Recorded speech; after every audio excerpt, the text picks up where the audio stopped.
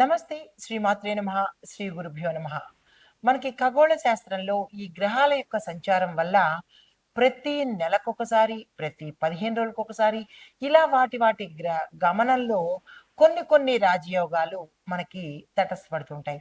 అందులో మాలవ్య యోగము, భద్ర రాజయోగము, మహాలక్ష్మి రాజయోగము, అమలక రాజయోగము ఇలా ప్రతి రాజయోగాలు వాటి యొక్క గమనంలో మా దేశానికి, మనుషులకు, తర్వాత రాసులకు ఇలా ప్రతి ఒక్కళ్ళకి కూడా వాటి యొక్క ప్రభావాన్ని చూపిస్తూ ఉంటారు. ఇప్పుడు మనకి జూన్ 15 నుంచి జూలై 15 వరకు, జూన్ 1 నుంచి జూన్ 30 వరకు మనకి గతంలో అమలక రాజయోగం వచ్చింది. అయితే ఇప్పుడు సూర్యుడు మిథున రాశిలో సంచారం చేస్తుండడం వల్ల మరి ఒక రాజయోగం రాబోతోంది. అది జూన్ 15 నుంచి జూలై 15 వరకు అనగా 30 రోజుల పాటు. అయితే ఈ సూర్యుడు ఎప్పుడైతే అంటే రవి మిథునంలో సంచారం చేస్తున్నాడో, మనకి ఈ నెల రోజుల పాటు గోచారం ఆధారంగా చేసుకొని గ్రహస్థితులు ఎలా ఉంటున్నాయి, దేశ కాలమాన పరిస్థితులు ఎలా ఉండబోతున్నాయి, దీంతో పాటు ప్రతి ఒక్క రాశికి ఎలాంటి ప్రభావాలు ఇవ్వబోతున్నారు, దీంతో పాటు పరిహారాలు ఎలా ఉంటున్నాయి, ఏ పరిహారాలు చేసుకోవాలి అనే అంశాలను మనం ఇప్పుడు తెలుసుకుందాము. తదుపరి రాశి కుంభరాశి. ఈ రాశిలో ఉండే వారికి సూర్యుడు 5వ ఇంట సంచారం చేస్తున్నాడు. 5వ ఇంట సంచారం అంటే సంతానము, బుద్ధి స్థానం అన్నమాట. దీన్ని బట్టి ఫలితాలు ఎలా ఉండబోతున్నాయి? సంతాన విషయంలో మీకు తీవ్రమైన ఒత్తిడులు కలిగే అవకాశం కనబడుతోంది.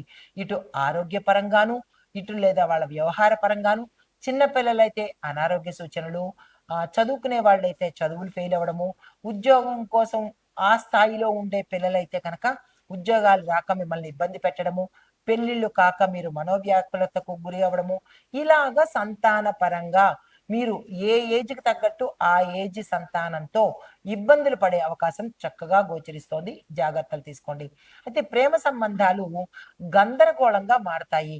అది నిజమైన ప్రేమ లేదా అంటే అట్రాక్షనా, ఇలాంటివేవి మీరు తెలుసుకోలేకుండా మోసపోయే పరిస్థితి చాలా ఎక్కువగా కనబడుతోంది.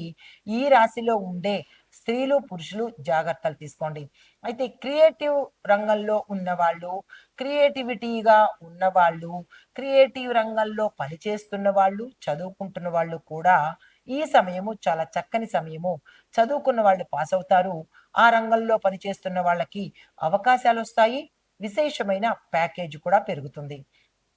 తరువాత కళాకారులైతే కనుక వాళ్ళకి సన్మానాలు, సత్కారాలు, గౌరవ మర్యాదలు, పేరు ప్రఖ్యాతలు పెరిగే అవకాశం గోచరిస్తోంది. అయితే విద్యార్థులకు చూసుకున్నట్టయితే కనుక స్థిరంగా ఉంటారు. కాన్ఫిడెన్స్‌తో వీళ్ళు ముందుకెళ్తారు. దీంతో పాటు మరికొంతమందికి కష్టపడితేనే ఫలితము అన్నట్టుగా ఉంటుంది. కష్టపడి పాస్ అయ్యే ప్రయత్నం చేసుకోండి. అయితే పరిహారాలు ఏం చేయాలంటే విద్యార్థులు ఎవరైతే ఉన్నారో వాళ్ళు ఆదివారం రోజు మీ యొక్క టీచర్స్‌ని వాళ్ళ ఇళ్ళకు వెళ్ళినా, లేదా స్కూల్స్‌లో కానీ ఆదివారం పూట హాలిడేస్ కాబట్టి గురువుల ఇంటికి వెళ్ళి, వారికి ఆ రోజు మీ శక్తి కొద్దీ ఏదైనా ఒక సేవ చేసుకోండి. మంచి ఫలితాలు పొందుతారు. అయితే సూర్య గాయత్రి మంత్రము ప్రతి ఒక్కళ్ళు ఇందాక చెప్పిన పరిహారము ఓన్లీ ఫర్ స్టూడెంట్స్.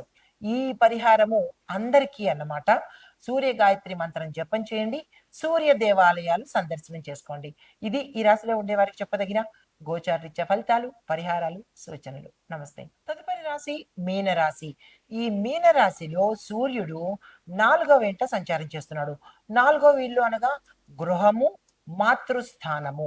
అయితే ఫలితాలు ఎలా ఉంటున్నాయంటే గృహంలో విపరీతమైన ఒత్తిడులు, గందరగోళము, మనోవ్యాధులు, దాంతో పాటు గొడవలు ఇలాంటివి జరిగే అవకాశం చాలా ఎక్కువగా కనపడుతోంది.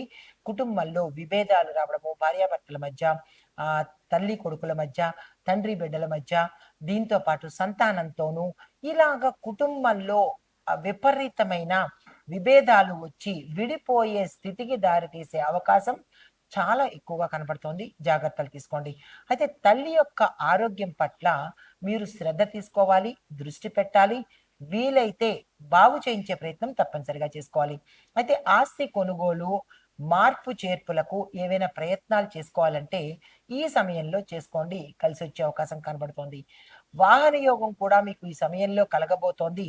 కానీ కొనేటప్పుడు జాగ్రత్తలు తీసుకోండి.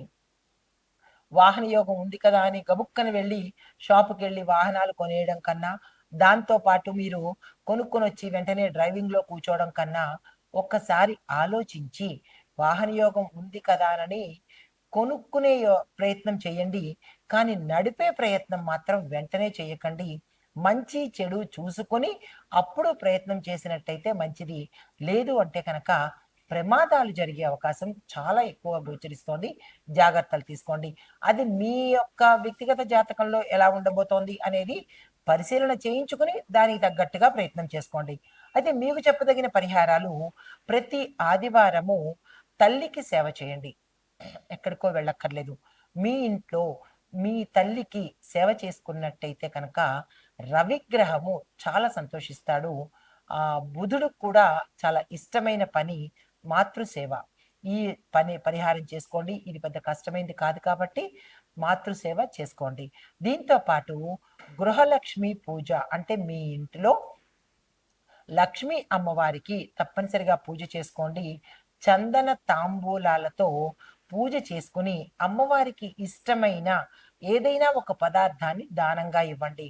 అమ్మవారికి ఇష్టమైన పదార్థాలు పసుపు, కుంకుమ, గంధము, పువ్వులు, గాజులు, దీంతో పాటు పళ్ళు, పాలు.